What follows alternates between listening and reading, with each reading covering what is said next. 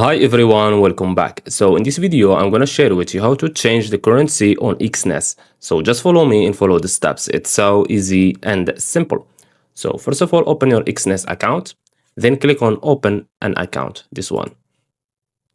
Choose the type of account you want. So for me, I will keep it on standard and click on continue.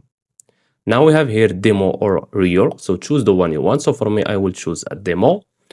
And here we have the currency. It's the first one. And from here, you can change it to whatever you want. Okay, you can choose euro. For me, I will choose Moroccan dirham. It's my country currency. Where it is? This one. So click on it.